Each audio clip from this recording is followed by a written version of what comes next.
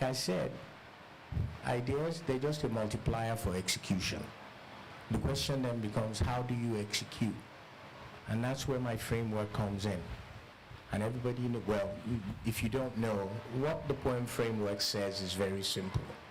Okay? A startup is made of two components. That's it. A proposition and the organization that delivers it. That's it. So what's a proposition? A proposition, what are you offering? Who are you offering it to? And where are they? So we talk about the market being the destination. We start from the market because you can never be bigger than your market. And if you don't understand your market, your chances of success are near zero. So that's why we start from the market. Once we've cracked the market, the question is, who are your customers inside that market? How do you identify them? How do you segment them? How do you profile them? How do you know what it costs to acquire them and what they're going to give you over their lifetime?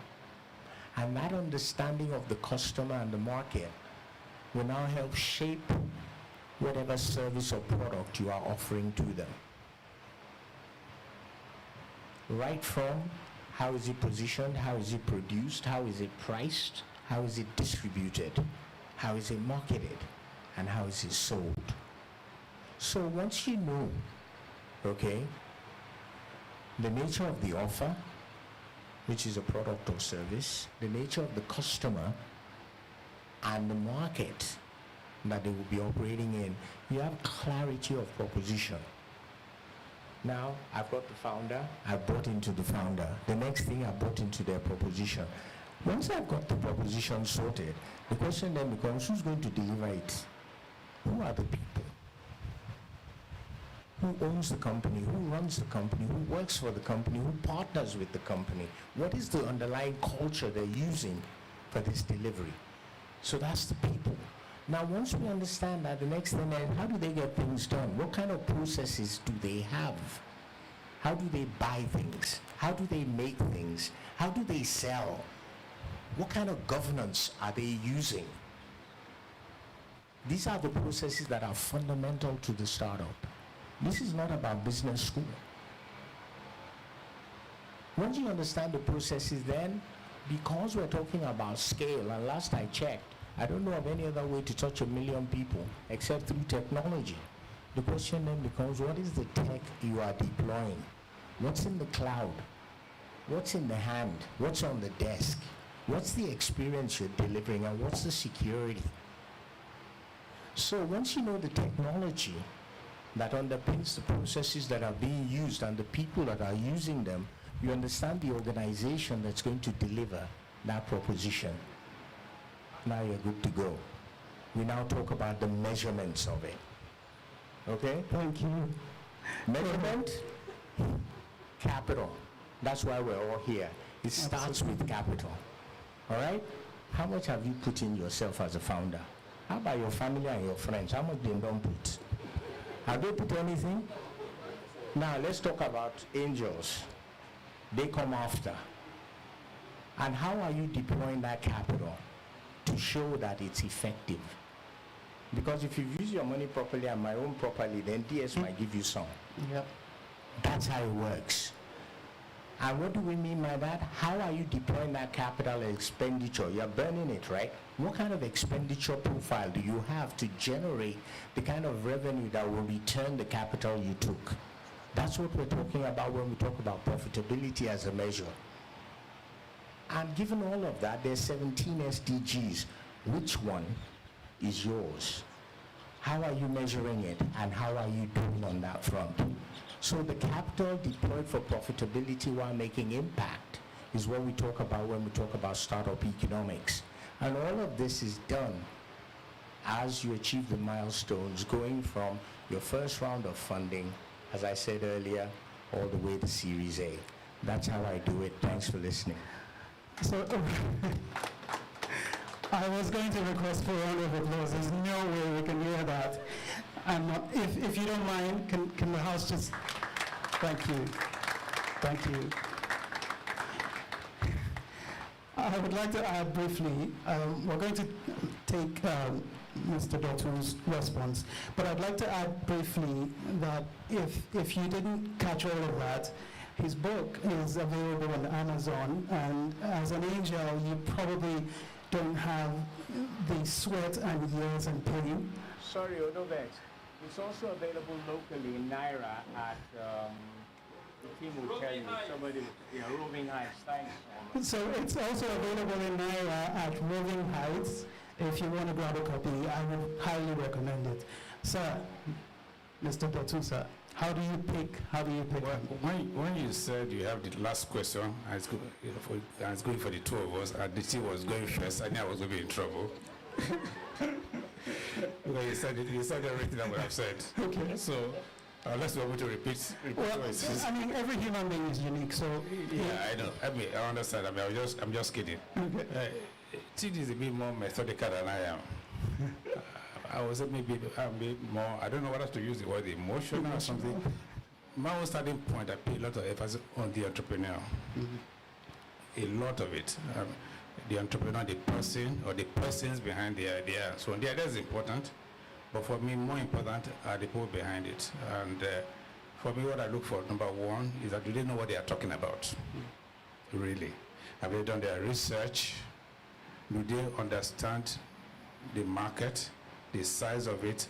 Do they understand what it takes to translate that idea? What gives me the confidence that they can do it? Talk is cheap. Yeah. Anybody can. That means PowerPoint and AI and so on. You can come up with some of the slickest, pitch that there is.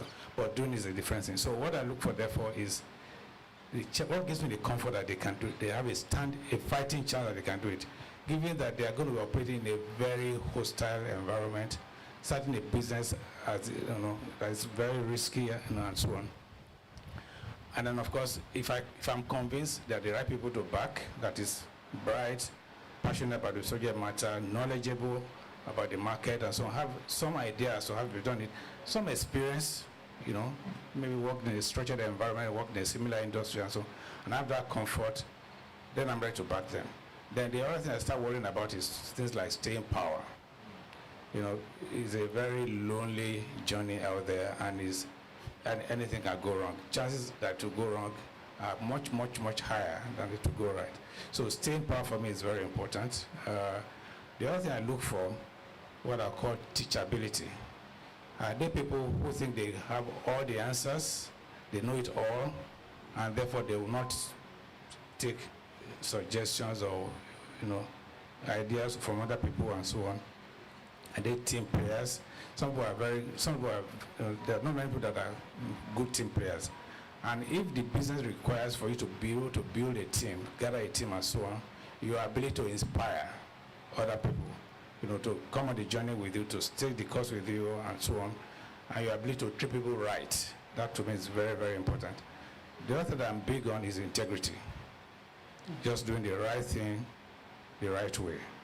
No cutting corners, no bribery, no the usual Nigerian thing. I mean, which is a lot to ask for in Nigeria, but I do. I agree. I mean, if I'm supporting you, you have to do it straight and narrow. So if you're not that way inclined, we won't be in business and so on. So the other thing I'm looking for is I try and project this thing for us. What happens to this person if the business fails? Would they be dispirited? Would they give up easily? What happens if the business succeeds? Particularly if it succeeds very fast. Would they remain humble? Would they remain hungry? Or will success get into their heads and so on? Those are the kind of things that I look for. And it's only after I feel comfortable with the person and the idea that I would just say, okay, I'll support you. Thank you. Yeah. Thank you. And one round of applause for our guests this evening, the co-founders of the Lagos Angel Network, Sir Tony Davis and Sir Dr. Solomon. Thank you very much. By the way, I hope you guys with your checks. I just want to second that. Let's do some deals. I'm not doing any deal this evening, but I'll definitely do some deals before the end of this year. So please, that's the whole agenda. Thank you. Thank you very much, Donna.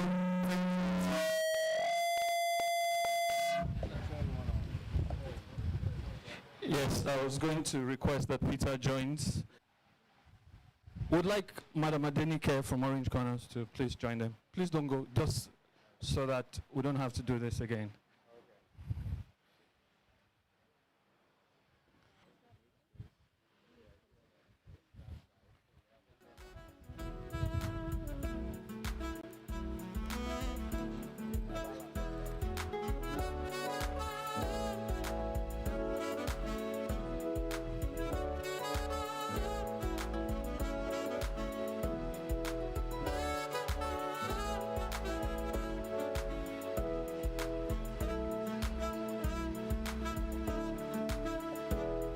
Thank you very much, Didi. Thank you, Sonia. Thank you, Peter. And thank you, Dr. Sonia. Please, let's put our hands together for them. Thank you so much. Thank you, thank you, thank you so much. All right.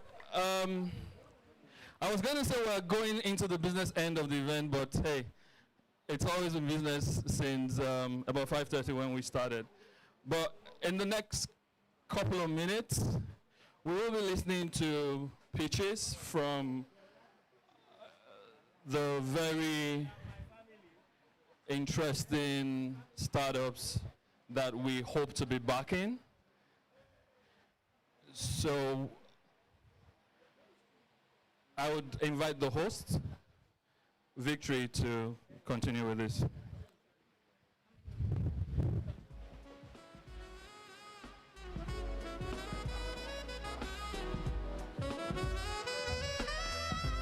Hello, ladies and gentlemen. I hope you all are enjoying yourself. As Dr. Solomon has rightly said, we are delving into the pitch session. And just in case you need to use the restroom, I've been told that it's just by this side. In case you need to use the restroom, it's just at this side. All right. I'd like to make welcome, and you have about 4 minutes each for this pitch session. When the time for your session is almost over, we're going to notify you, and there's going to be a timer. We would handle that, don't worry. The first person I'd like to make welcome, this company, is Zayed. Please, can you put your hands together, please?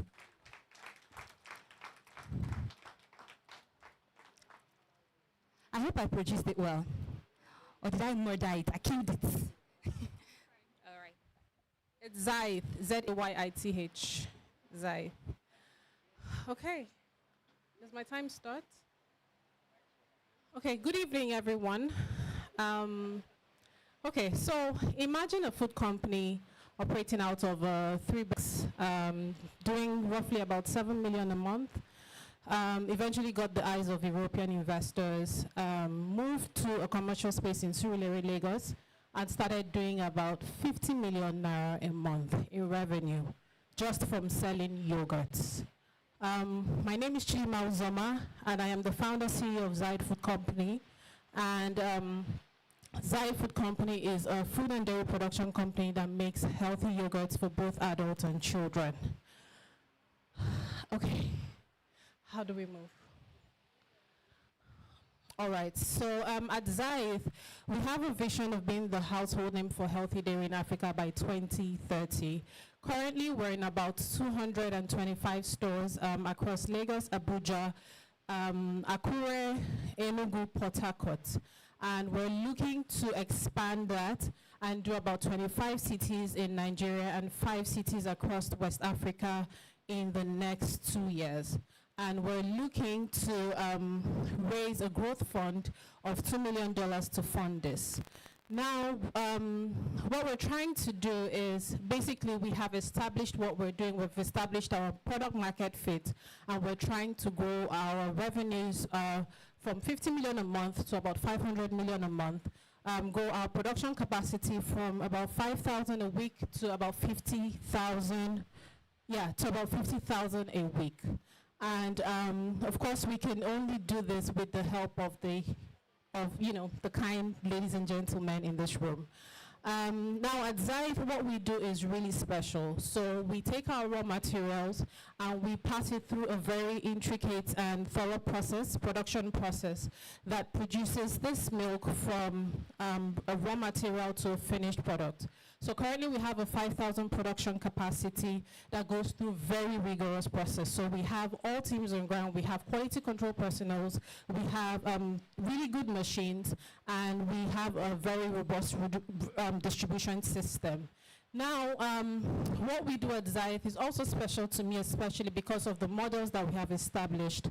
And one of them being contract manufacturing, where we contract manufacture for other brands that do not have the capacity to produce their own brands. So one of them is So Fresh. We also do this for MedPlus pharmacies.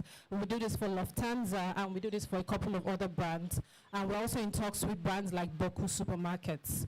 And we are looking, like I said, to raise $2 million to increase our production capacity. 50% of that fund will go into setting up a new production facility, go into machineries. 30% will go into working capital, 20% will go into marketing and distribution. So yeah, and then we're also looking to increase our distribution across 400 plus retail stores, like I said, across 25 cities in Nigeria and 5 cities across West Africa. And we hope that after today's speech, I don't have a lot of time, but I hope that after today, we'll be able to get partners that will help us on that vision and that journey to becoming the household name for healthy dairy in Africa by 2030. Thank you very much. Yeah. So questions? All right, thank you so much. Does anybody have questions? Any questions for her? Please? Okay, all right. Good evening, everyone. Thank you. Thank you. For your pitch. Question. Can you talk a little bit about how you source your raw materials? Okay, so our major raw material is milk. Currently, we don't do fresh milk because we haven't established a very robust system that can do fresh milk at the scale that we want in Nigeria just yet. So we do dry milk, which we source from one of the major suppliers in Nigeria. Also to mention, another raw material that is really significant in what we do is our fresh fruits, which we use for one of our products, which is the strawberry yogurt drink. So we source that from local farmers in the north. It started out as a passion project or a passion business. And so when I made the decision to move fully to doing this in 2021, of course I moved fully and I started taking business courses. And so from 2021 till now, I have been doing this full time. All right, thank you so much. Do we have more questions, please? Oh, okay. Okay, can we still take one more questions? We're good. Okay, just one. All right. You have a question? Oh, all right then, we're good. Thank you so much. Thank you. Please, thank you so much. Yes.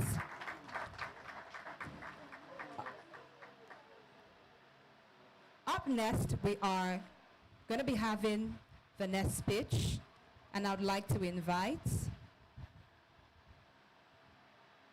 Okay.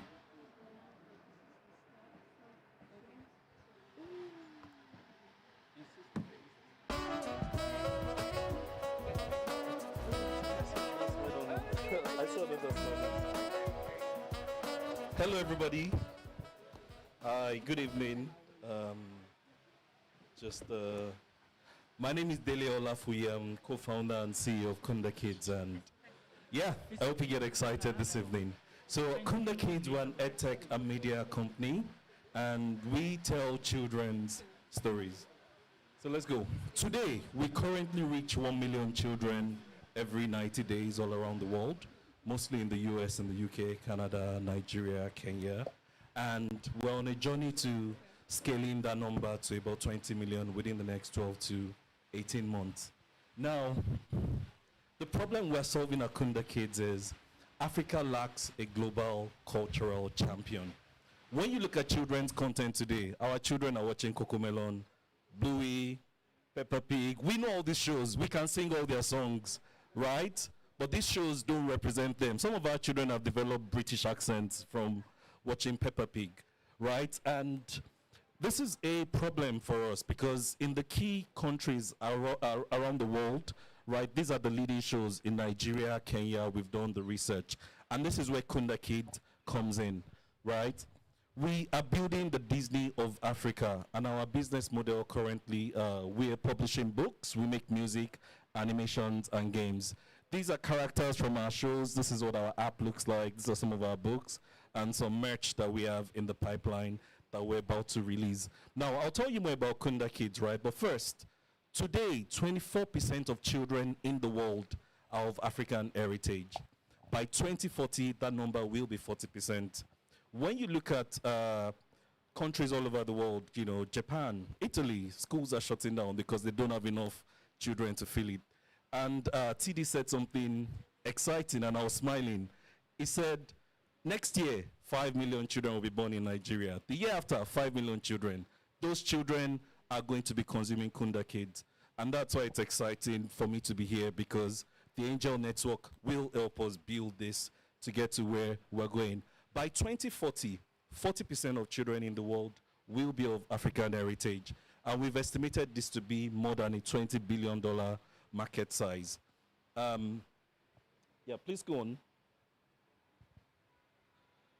So when you look at where we are in terms of traction, I mentioned we have over 1 million children watching us every 90 days. And we've had over 500 million viewing minutes just on YouTube alone. On YouTube alone, we make over $10,000 monthly recurring revenue. And that's a number that we want to fall 5x this year. As a company, we're averaging about $20,000 in monthly revenue and counting.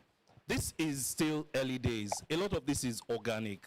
That's why we're raising this round, to be able to scale this up, to get the big numbers in. So when you go on, I'll show you what our business model looks like. Our business model is built on 5 pillars. First is publishing. We publish books. We make music and animations. That's another pillar. The third pillar is our apps. We have our apps. And the fourth is experiences and merchandise. You want to take your kids out in Lagos today, you might go to Upbeat, you might go to a few places, right? But when I'm in London, I have hundreds of places I can take my child to. There is a big gap in the children's space, and Kunda Kids is solving it. Now, let's go on, please. Kunda Kids is solving it. Yeah, let's go on. Next slide.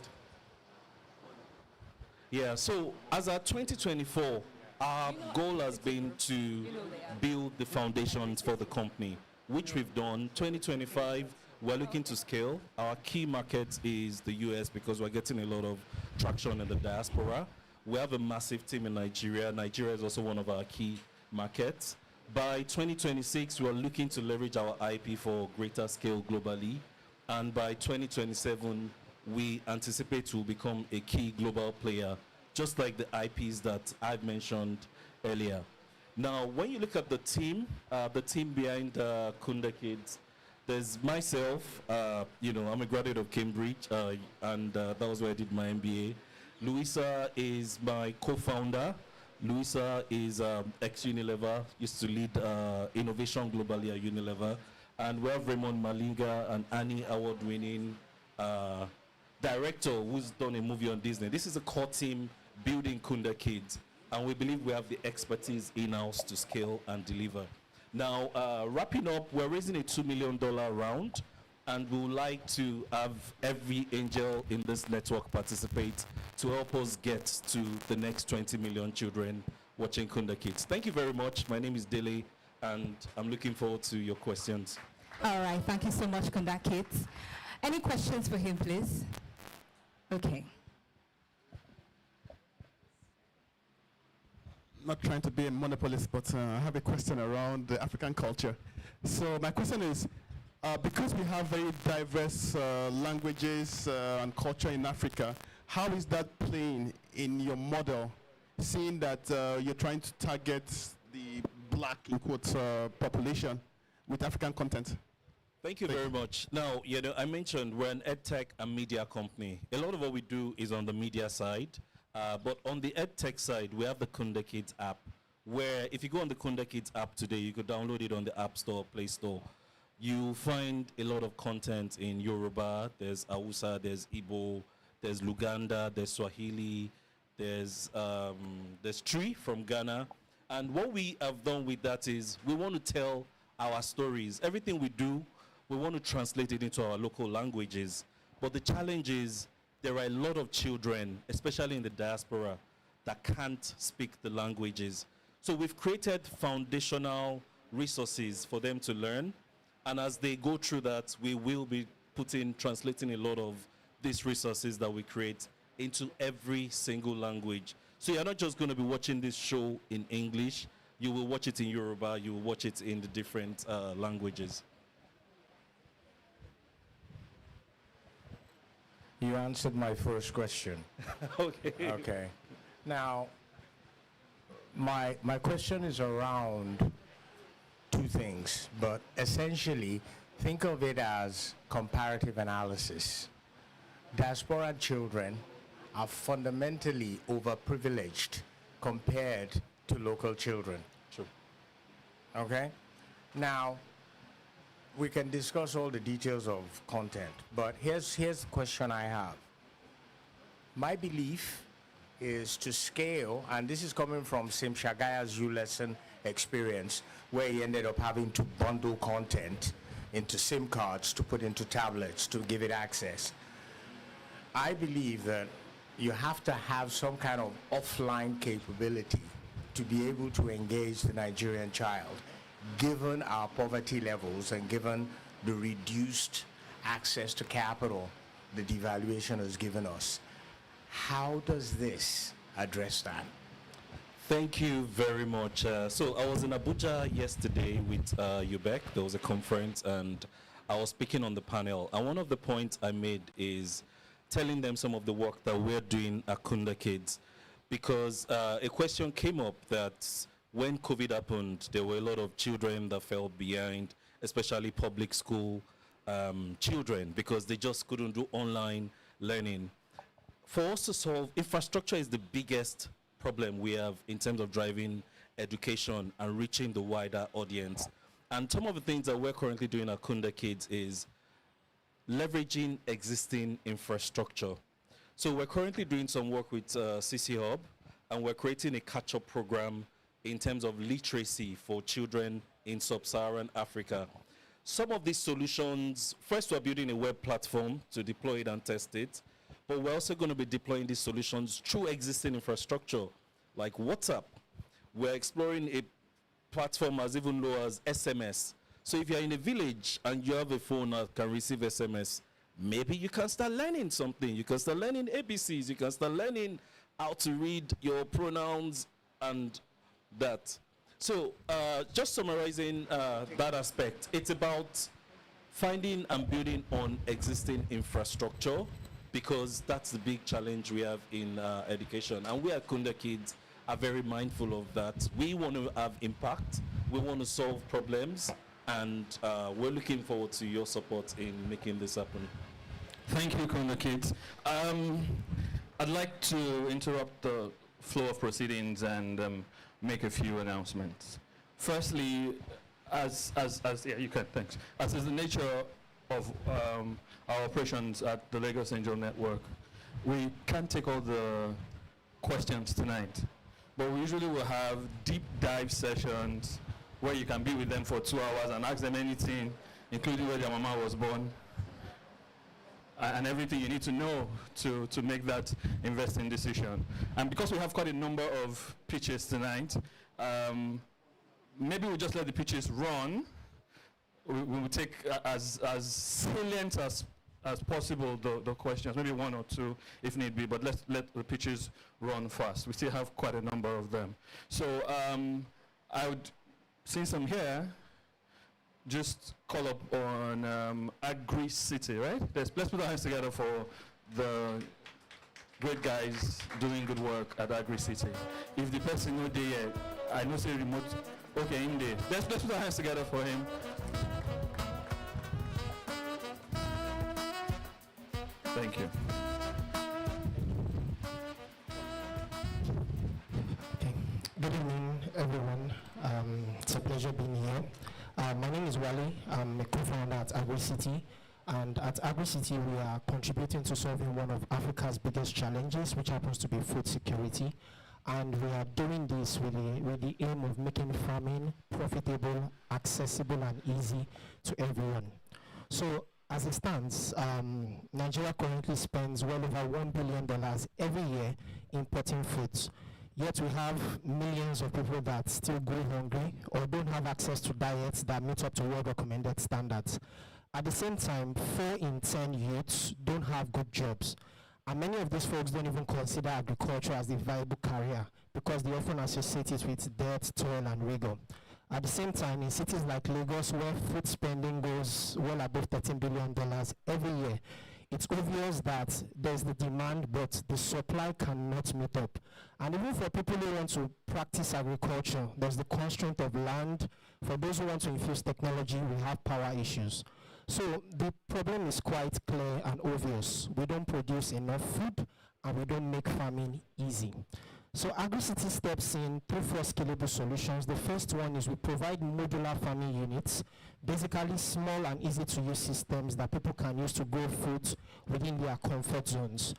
We do have our Young City Farmers Initiative. These are school-based programs. We go into schools, set up modern farms, and we also teach students using our interactive e-learning platform. We also do have a commercial farming aspect where we do produce these foods and sell commercially. And finally, our farming as a service offering is basically a subscription package that helps us help our customers manage their farming units and offtake their products. So we've been around since 2021, gotten a couple of grants and bootstrapped to where we are at the moment. Recently we've gotten an MOU granting us access to over 180 hectares of land for commercial farming in the Niger Delta. We've generated in the past year, we've generated over 200 million naira. We were recently recognized as the top 20 urban farming startup to watch globally. And most recently, we received a $3 million impact funding commitment from SDGGI, and this is contingent on us raising a $1.5 million pledge. So the market is huge, almost worth about $100 billion, and we're looking to capture about 3%, worth about $41 million.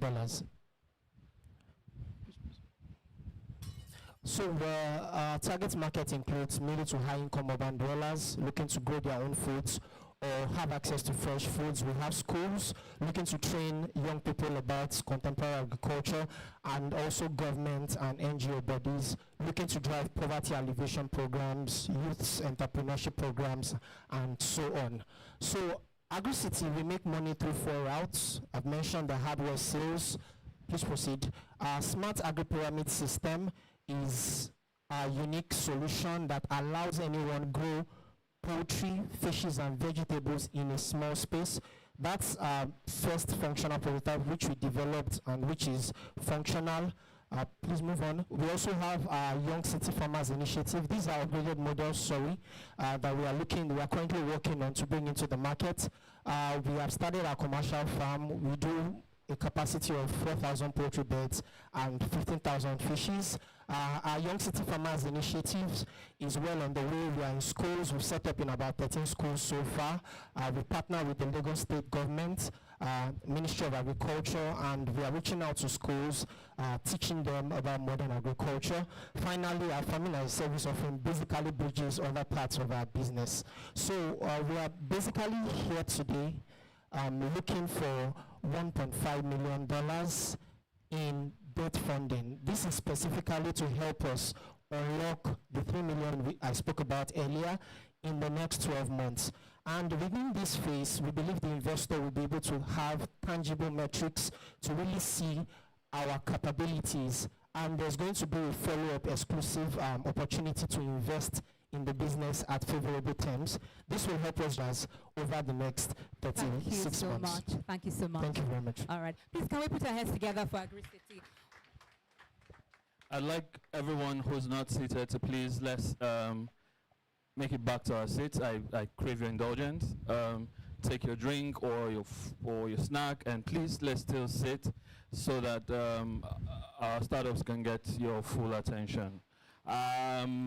If we have one question for AgriCity, if not, I would move on to the lady from any one question? One question. For Anyone? AgriCity.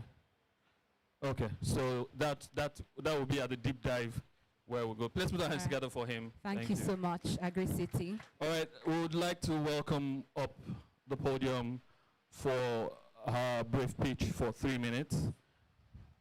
The lady Kenny Omojigbe of Fufu Factory. Please, let's put our hands together for her. Let's encourage her. She's shooking. Are you shooking? Thank you. Good evening, everybody. Fufu Factory.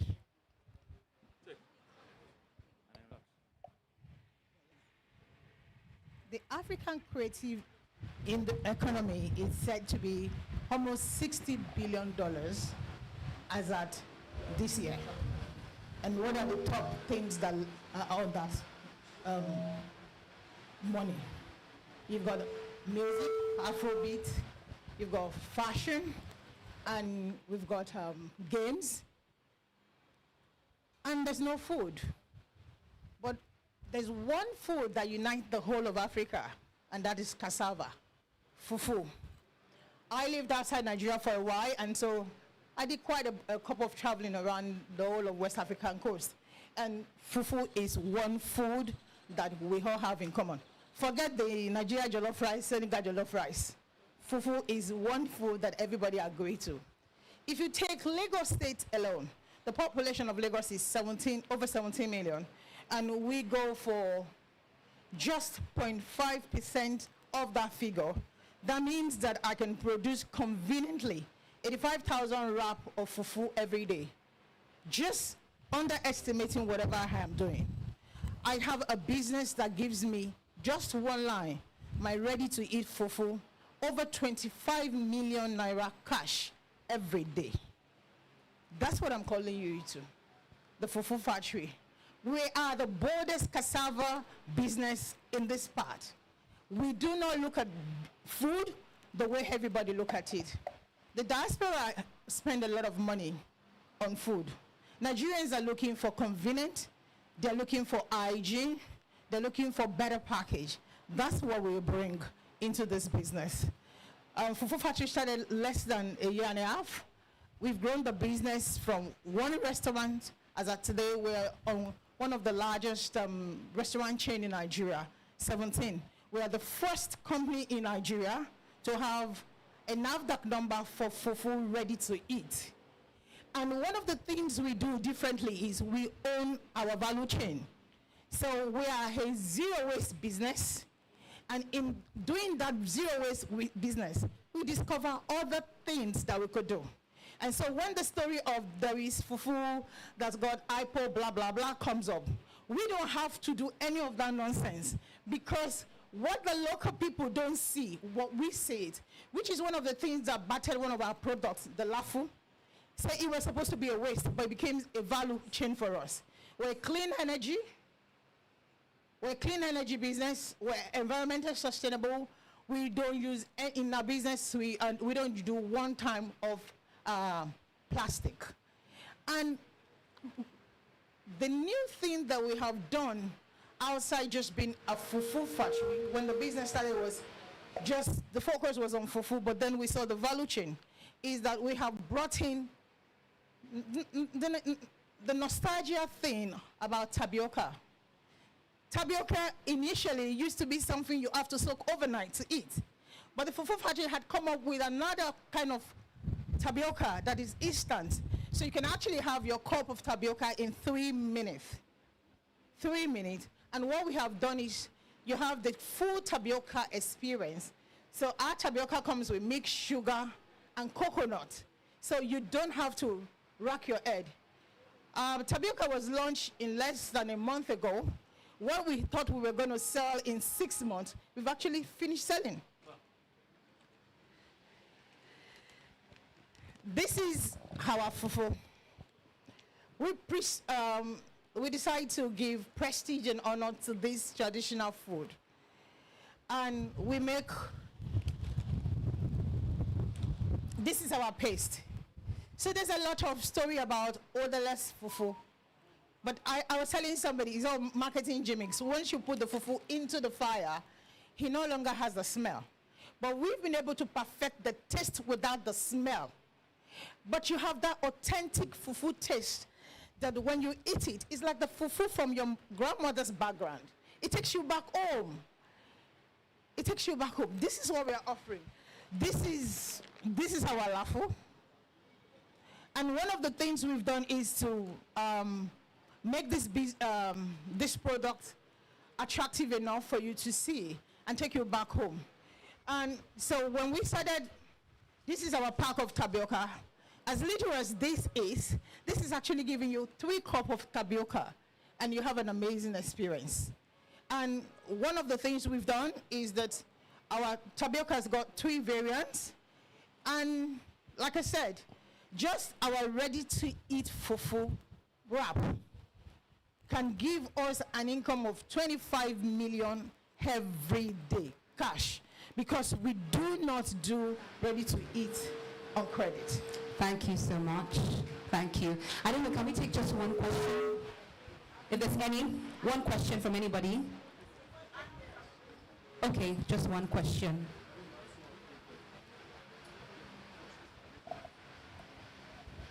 Hi, good evening. Thank you so much for your presentation. Sorry that you can't see me. How much are you raising?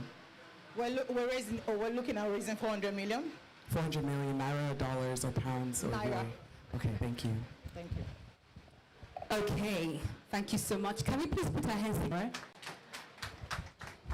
All right, thank you so much. That's Kenny from Fufu Factory. We will just go right into it and call up the gentleman from Remote Gravity. Yeah. Please just put our hands together for them. We are not eating the fufu yet.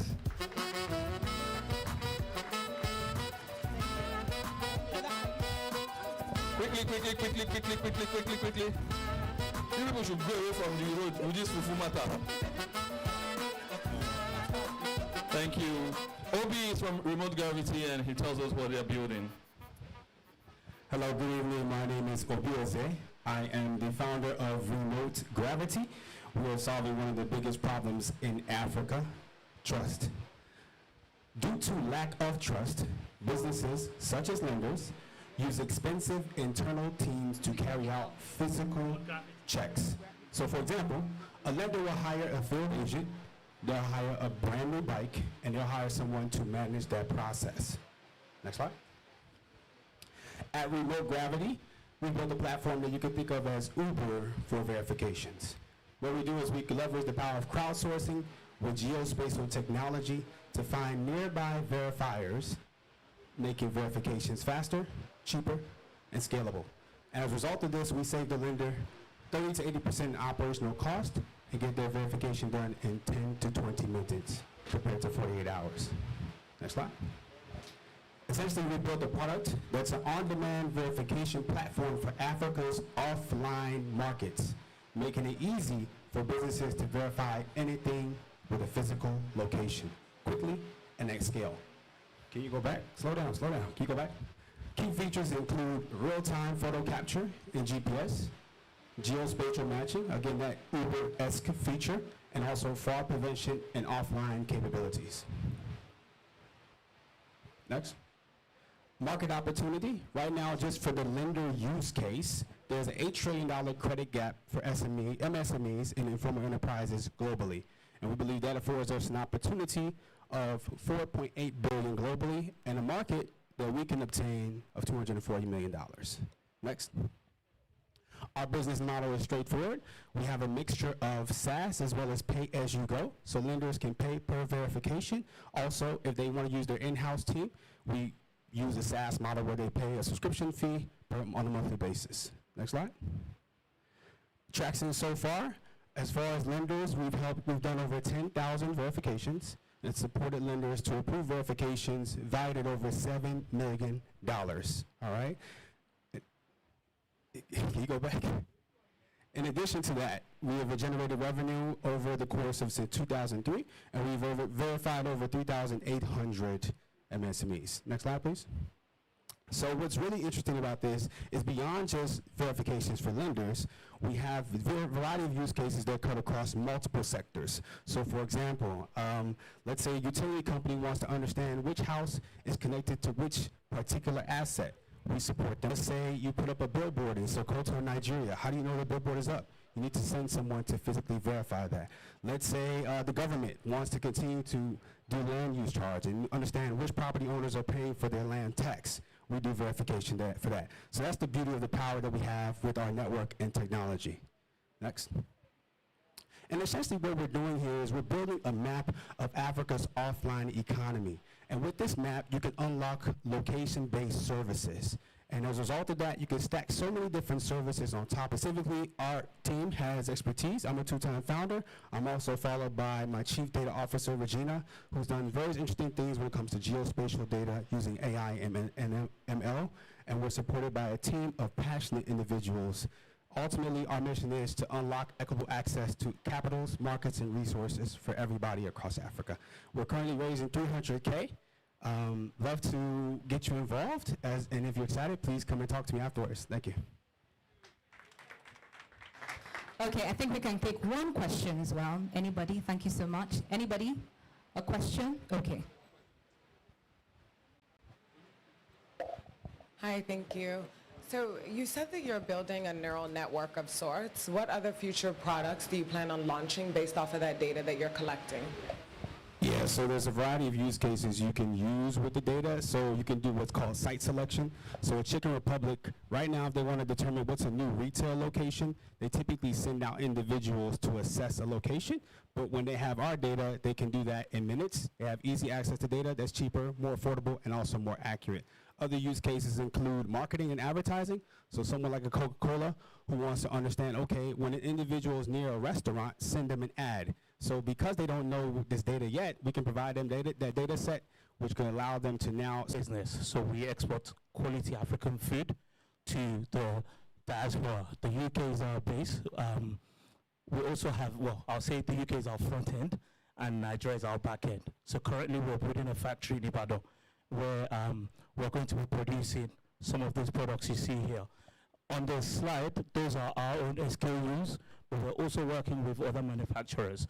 So we've positioned the business as a food manufacturing and distribution company because I've been here today, Fufu Factory, like I keep meeting people with amazing food ideas. So, and I feel like we have a platform where we can open up the global markets for them. A bit about myself. So I stumbled into the food production business in 2020 during lockdown. Bored at home, didn't have anything to do, and I just go into the kitchen and started cooking. And then putting videos online, people were liking and all of that. Then I came up with recipes. So these are my legacy. This is what opened up the market for us. These are hot sauces. These are, well, some people call it sweet chili sauce. Yeah, that's what opened the market for us. And ever since then, it's been from one level to another. Interesting, we're at the Netherlands Embassy today. I'm actually working with a Netherlands company who have kindly given us seeds to give to Nigerian farmers to grow Scotch bonnets, because Scotch bonnets is the base of that. And based on that, let's see how those seeds perform in this part of the world. There's an opportunity for us to partner with them. So the African food market, as we said, that in 2030 is going to be worth about $1 trillion. The sizable available market is 280 million. I'll just say quickly that at the moment we're doing containers from Nigeria to the UK. This year we've done 4 containers. We have 2 other that is being packed at the moment that's going to leave soon. So we do white labeling for what we call the big boys in that market. I have been lucky enough again. Okay, so dial back. I didn't go straight into the market. The first thing I did was secure the market. So I had to get the guys that I'll call the gatekeepers of that market on my side, and then I was able to come and source on this side. So it was to secure the market first and then source for products. So yeah, that's that. If you don't mind, please, next slide. So yeah, it was 2023, 150K. Last year we did about 300K. Next slide. So this is the team. That's myself, Toby. I've got Damilola Akobi, and then I've also got Ore on the team. Yeah, next slide. So our business model, we keep it simple. We produce products, we export, we also open up the market for fantastic products. That's essentially what we do. So our cost is usually processing, packaging, logistics, marketing, and research and development, because for me it's exciting. We are going to be bringing new recipes, new things into the market. So I look forward to when we're able to actually have our own research and so to say, research part of the business. So yeah, that's our projections. By 2027, we believe, again, we're being conservative with the numbers, we believe we'll be revenue-wise about £664,000. So our target is to raise $150,000. I'm used to saying pounds. $250,000, and essentially that's the breakdown of what we're going to be using that for. Next slide. Yeah, my name is Toby. Again, thank you for listening, and that's me. All right, thank you so much. Does anybody have questions, please? Can we take one question? I believe we can take one question. Anybody? Okay, if there are no questions, please put your hands together again for ACAS and Manners.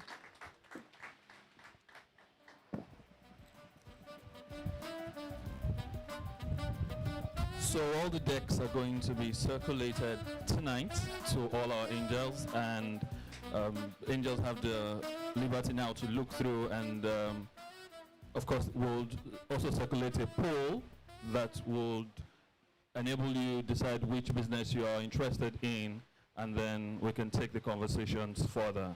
We will call on the gentleman from Coventi to pitch to us, telling us what he's doing, and that's the penultimate one, after which we'll take the last pitch, and then we can go to other business tonight.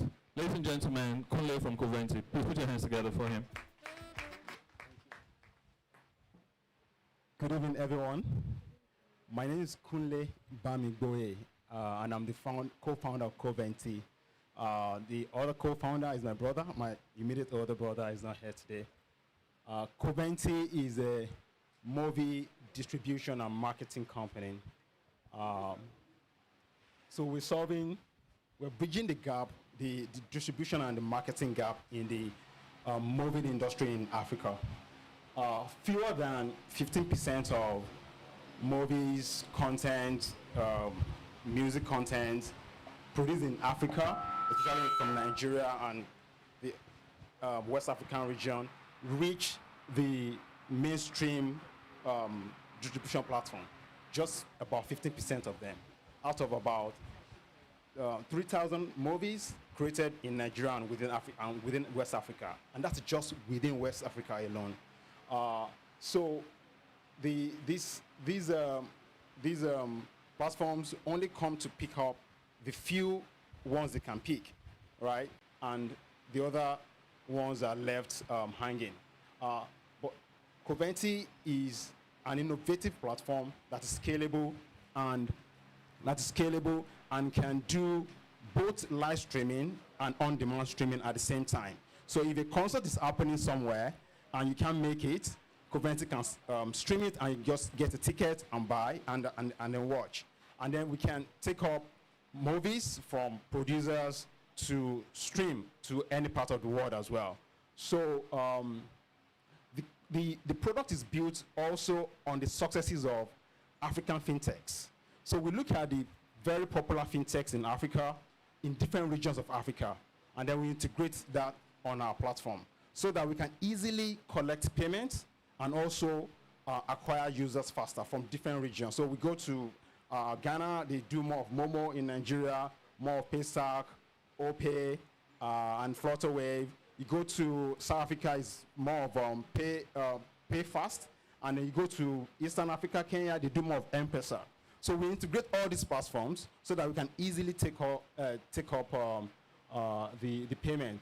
And then the industry is a $3 billion industry in Africa, and most of these funds go into go to these international platforms that can only, they're just scratching the surface. You know, they can't take up so many.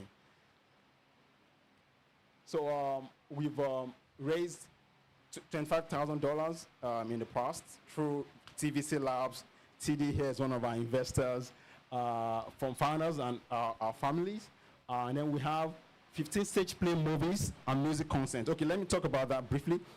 So we currently have 15 movies called stage play movies that we produce ourselves that are going to be uploading on the app within the next 4 weeks. So we partner with producers in Nigeria, like theater producers and also movie producers. Like if you, I'm sure a lot of people have gone to Terra Culture Museum Center to watch theater. So we don't want those theater to, you know, just be on the stage. So we film them and then we made them into movies, and we've done 15 of that. I mean, TD here has funded, has helped us to do about 10 of them. You know, trying to, you know, funding us to create this content. So we do about 3 stage play concert, stage play content per month, so that we can have enough content for everybody every time. Please, can you go to the next slide? All right. Go down. Please, can you so wrap we up? want to talk about our model. So we have subscription model and then ticketing model. So ticketing for the concerts that we do. So if any concert, maybe from Davido or wherever, we do ticketing for that. But if you want to watch movies, you have to subscribe. So if you subscribe for like a month or 6 months or 1 year, you have to buy a ticket if you want to watch a concert. So that's how we do the model. And then we can, a user can also buy just one movie. So if you don't want to subscribe to all for a month and you like 1 or 2 movies, you can just buy 1 or 2 and you're gone. So we have done $9,000 last year. We have 20,500 users. We are hoping to do, we're looking at doing 100,000 in revenue by middle of next year, which is about 1 year from now. Thank you and in the so next much. 2 years, we are doing double of that. So we are raising $150,000. We'll be glad to talk to anyone that is willing to join us on this journey. Thank you very much. All right, thank you so much. Please, can we put our hands together for Coverty? Any questions, please? Okay. Just one question.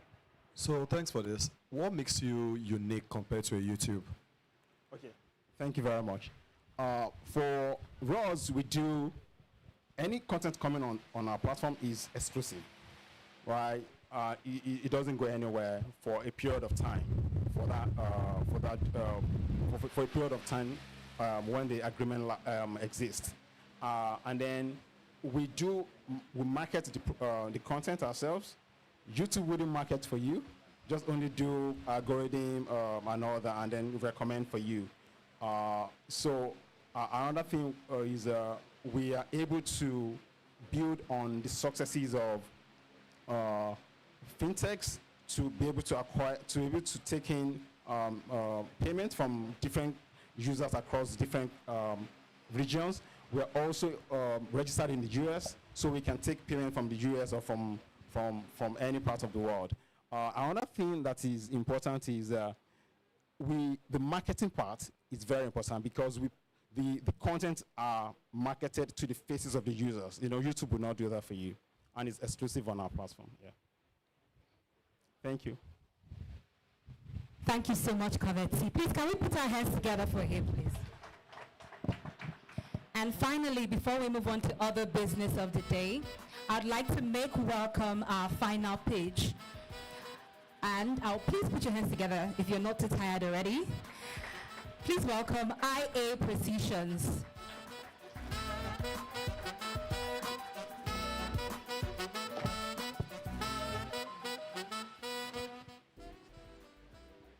Good evening, everyone. My name is Femi Adekoya, and you can call me the Flying Farmer. You know why. I'm the founder and managing director of Integrated Area Precision. We are an agri-tech startup leveraging the use of drone technology and the power of data that generates to make farming simpler, scalable, and most importantly, profitable for farmers, because agriculture is a business primarily. So, yeah, part of many problems that you face in agriculture could be problems of pest outbreak and lack of labor, and also while farmers are pushing to make profit and to make business profitable, they face risks of their health and safety, hazardous chemicals and other hazards on the farm. And this is why we bring our solution using drone technology to help farmers to monitor their crops, the health of their crop, scouting and mapping the farm, to able to help them with accurate insight to manage the farm, and also using drone technology to help them do basic and essential activities on the farm, which includes spraying, planting of seeds, and all that. The next slide. Yeah, our target market are the corporates who are into backward integration for their manufacturing, sugarcane producers, rice, and all that, the likes of Olam, Dangote Sugars. And we are also working with smallholder farmers in clusters across the country. And not only that, we are also partnering with others, friends of farmers. Our revenue model, we provide our services on a subscription basis and also a pay-as-you-go, where farmers can call on our service. And we charge as low as $10. That's, okay, the next slide.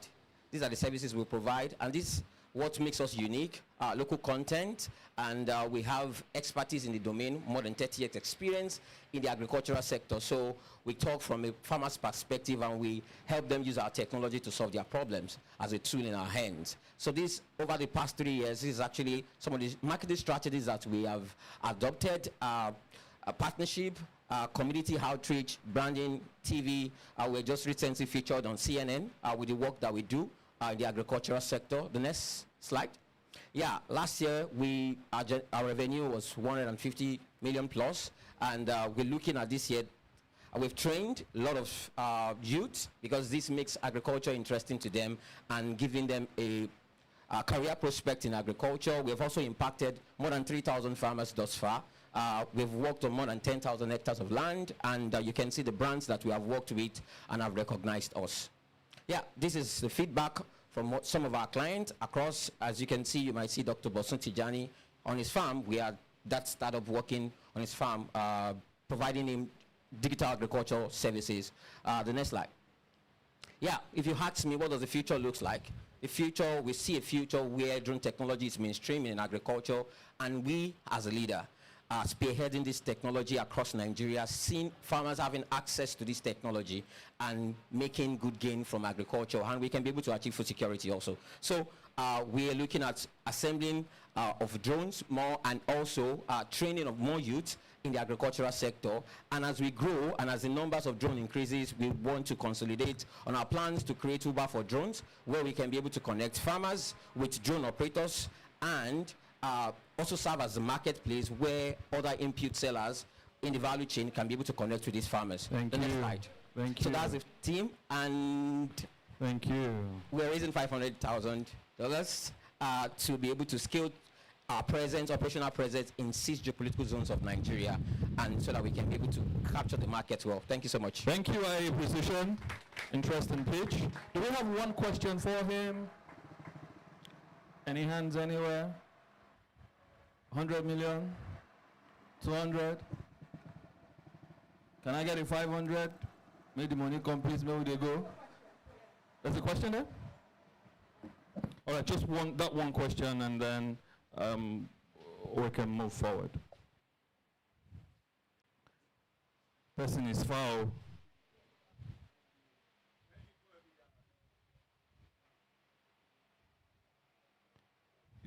Thank you for the presentation. My question is, how do you plan to scale this?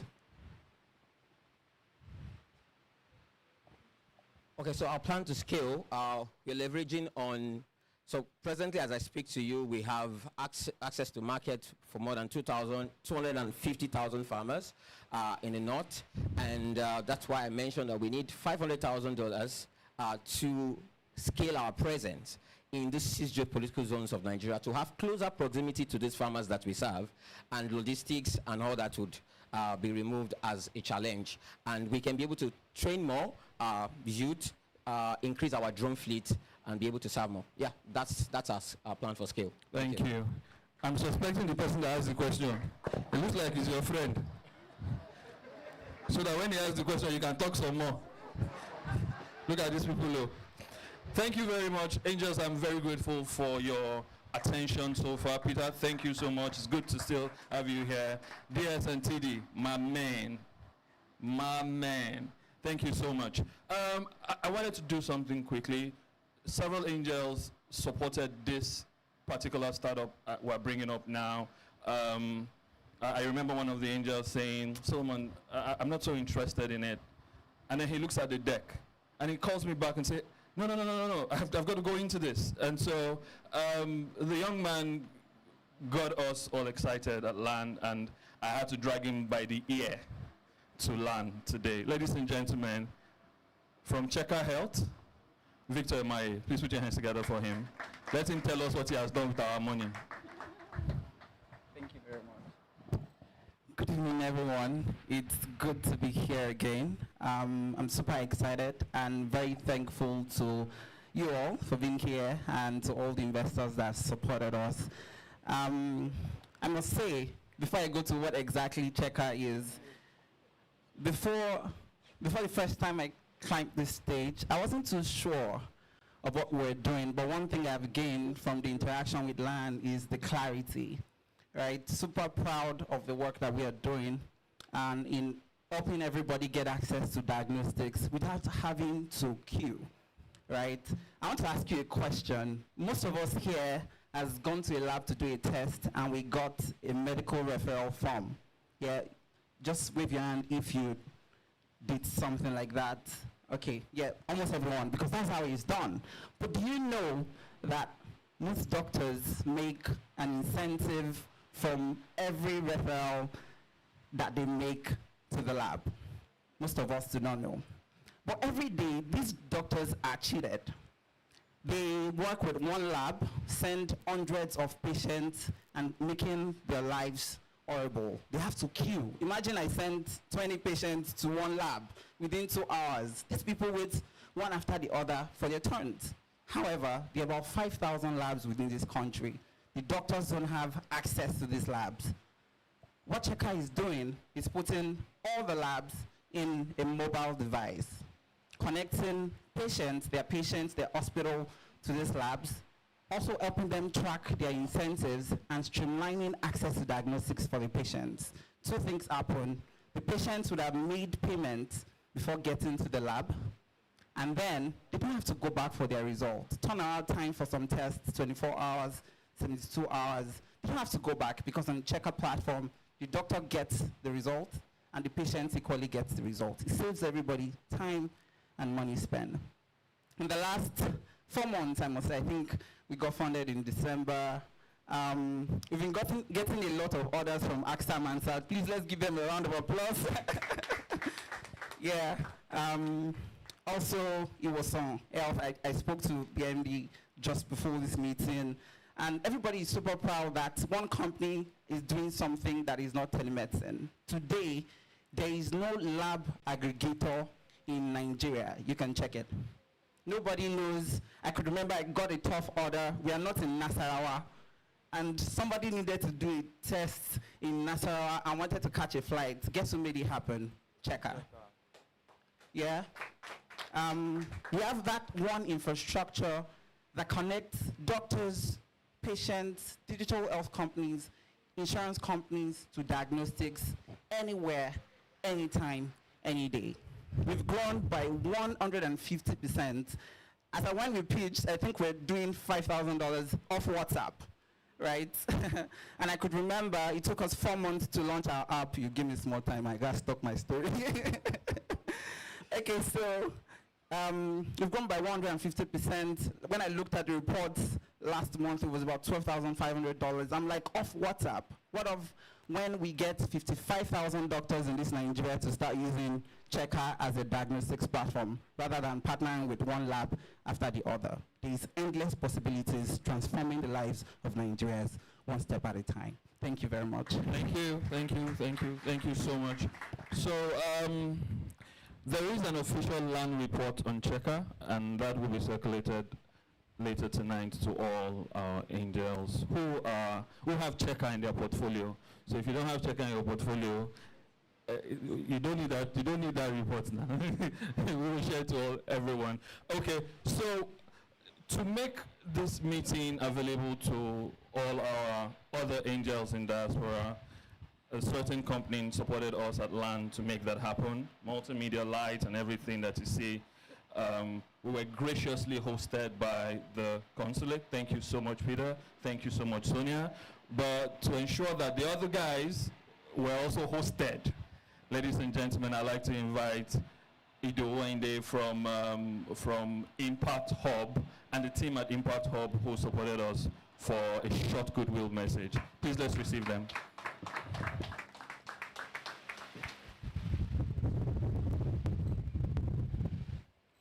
Thank you, Dr. Solomon. Thank you. It's always a pleasure to be in the presence of greatness, literally. Honorable Consular General and distinguished personalities here. I like to say, when I'm being on serious, that I serve tea and coffee at Impact Hub Lagos. So when you come visiting and you don't get your coffee in 15 minutes, I'm the one to hold in charge. I like to say that we're like Lokoja, we're like a confluence. So literally everybody here today will have something to do with Impact Hub Lagos at one time or the other. So angels, the distinguished Tommy Davies, thank you for the good work that you're doing, as well as Mr. Suleiman. I worked in 3 companies in which he was the chairman, so I mean, he needs no introduction. and we keep running into each other everywhere. So I like to say that we're like a confluence. So startups, founders are looking for co-founders, come to Impact Hub Lagos. Founders are looking for investors, come to Impact Hub Lagos. Corporate sponsors are looking for impactful programs to partner with, come to Impact Hub Lagos. Angel networks are looking for quality, pre-vetted, pre-qualified deal flow, come to Impact Hub Lagos. So embassies, consulates, high commissions are looking for a local ecosystem partner with which to penetrate into the local market, come to Impact Hub Lagos. I don't want to mention the other ones, but almost all of them have visited us at one time or the other. So it's our pleasure to, when Solomon mentioned it, it's an absolute no-brainer. It's our pleasure to be here today. We are proud to be a partner. Hopefully we can do much more of this in the future. But thank you very much. That's us. In a nutshell, we do 3 things. 1, we provide spaces, inspiring workspaces. You should come by, you should come visit, and we'll see if we can give you 1 or 2 hours free. On top of those inspiring workspaces, if you think about it, if you bring entrepreneurs to a physical location every day, you've kind of created a community. But we don't think of it as an accidental community. We deliberately stimulate that community for vibrant peer-to-peer connections. So space on the lowermost layer, connected, vibrant community on the middle layer, and then on top of that community, we offer programs, sometimes capacity development programs, come and learn how to pitch. TD and DS spoke a lot today about 4 things: problem validation, customer validation, solution validation, team validation, market validation. These are things that we've packaged into bite-sized things that founders can quickly assimilate and help them build their businesses. And those are the major risks, like they mentioned. So in a nutshell, that's what we do at Impact Hub Lagos. My head of investments and venture support is here. I can't see the crowd, but she's somewhere in the crowd. Her name is Kewe. And for all the startups that pitched, we'll be happy to follow up for possible investment opportunities. Thank you very much. Thank you. Thank you so much. All right, we're almost home stretch. I'd like a quick announcement. One of our angels, Mr.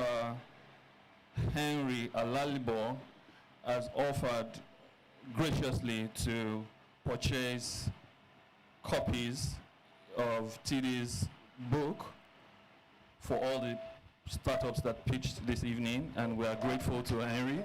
Thank you so much. That's how we support the startups, amongst other things. We're really grateful for your consistent support, Henry. Thank you so much. It would be wrong of me not to let this dear lady have a word with us briefly. She doesn't want to do this, and I'm twisted her because I have power. I'd like to use it. Ladies and gentlemen, Biola Alabi, Lance Vice Chair.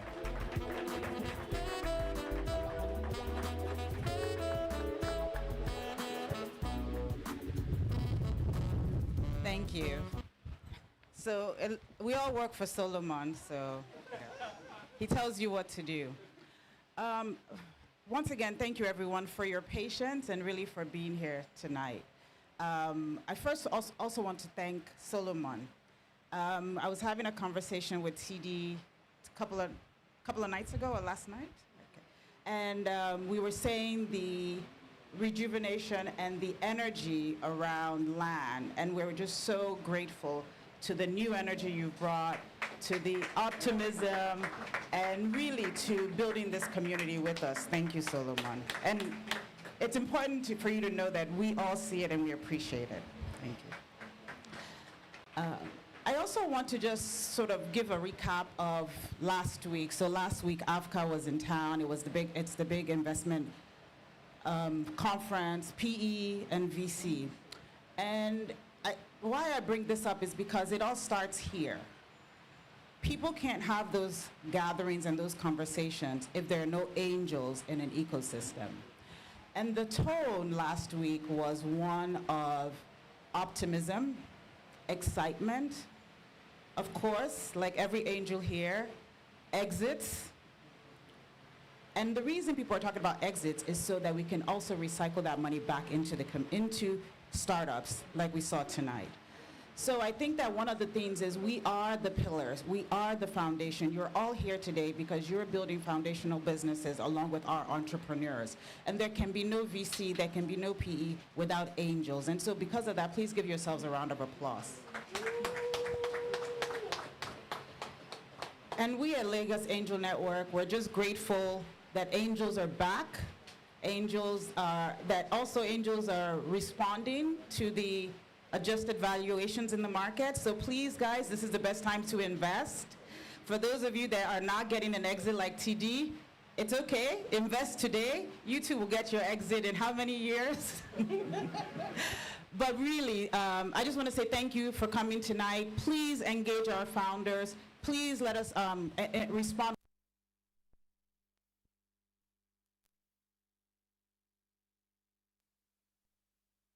Look forward to seeing more of your faces at more events, and thank you, everyone. Yes, ma'am. Thank you so much, Biola. All right.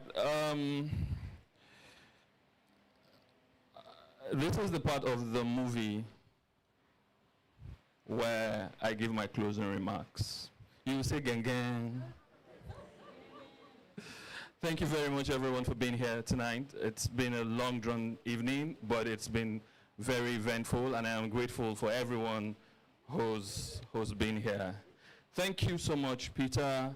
Thank you, Sonia. Thank you to everyone at RVO, the Netherlands Consulate, and everyone who's received us graciously and warmly, fed us, and made us feel comfortable. Thank you so much. I'd like to thank the founders and leaders of their organization, Lagos Angel Network. It was your vision, your foresight that created today several years ago, and we thank you, TD, DS, and everyone who started out with you. I'd like to say thank you very much to every angel seated. Mr. Dilibadejo, I would specially mention your name for obvious reasons. Thank you so much.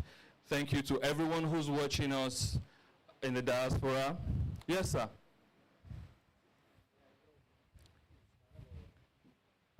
I'm sorry, I just need to recognize especially somebody who's here today and who's been with us all along this journey. He's a walking textbook when it comes to intellectual property law. His law firm is one of the top 5, if not the top 1 in the country. Mr. Theophilus Emua, will you please show yourself?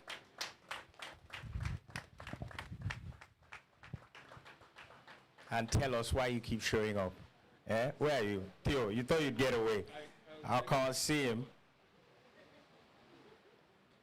Thank you. Give him a round of applause, please. This is one of our longest standing angels at the Lagos Angel Network. Well, I mean, practicing law is not what brings me here. I see land or angel investing as a way to keep these young minds occupied. As one of the earlier speakers said, many of them may not do so well, but in the process, you've kept them occupied. Otherwise, they'll be on the streets. So you put this money in, they try their hand at something, they don't succeed, they try again. And I was just telling a friend a few minutes ago that Silicon Valley was no different. You hear about the success stories, Google, et cetera, but for every success story, there were, oh, God knows, 100 that didn't succeed, but you don't hear about them. And so the philosophy, the mindset shouldn't be one where, okay, I've put some money in this one, I'm expecting payback in 2 years' time, 3 years' time. If you have that mindset, then don't do it. But if the mindset is, let me put this in, this chap is working on something. He may succeed, he may not succeed, but in the process, he learns, the community learns. And next time around, he might try something else. Even the success stories in Silicon Valley, you'll find that many of them succeeded with their third or fourth attempt. That wasn't the first thing they did. Very few people succeeded on the first project they worked on. Very few. You have to be very, very lucky. Most of them did, several iterations. And so it's not going to be any different here. So we put what we have with, it's not like you're not throwing away money, but maybe you'll see it as some sort of CSR. But it's helping the community as a whole. It may not be helping you personally, but it's helping the community as a whole. We did Tech Cabal, and TD explained the story to you. It went up, then went crashing, then it's gone up again. But it's kept people busy, and it's provided a service to the community, which people are enjoying. If you only look at it in terms of payback, then you might not appreciate the intangible benefits which the larger community is getting. So that's what brings me here. Thank you. Thank you too. I'm grateful, and I apologize for, I don't even know what I'm apologizing for. But I'm grateful, thank you all the same. I was just saying thank you to everyone. I wouldn't be here except somebody believed that I could be. And so I would specially recognize you, Adeolu, Adewumi. Thank you so much, Ma. You thought I could pull this off, and you made that happen. Ladies and gentlemen, the ED before me, Adeolu, Adewumi, yeah, she thought I could pull it off. And so, yes, tonight, beyond the pitches and the startup, it's about connecting with one another. It's about meeting another angel and talking about business and other things. And so this is the part of the movie where we encourage you to please meet somebody, engage, talk angel investing, talk businesses, and let's all grow together.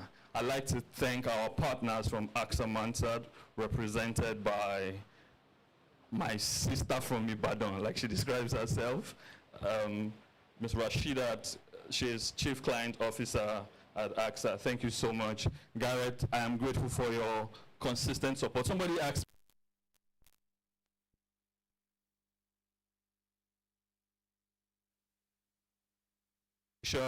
Kafid was here a while ago, he's away.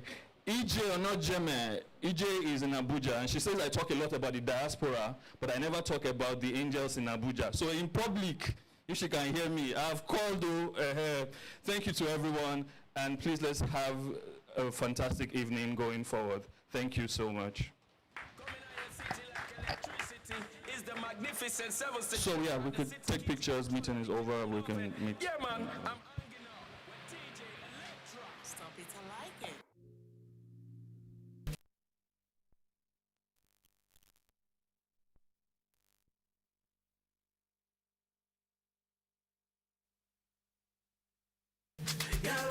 yama, yeah.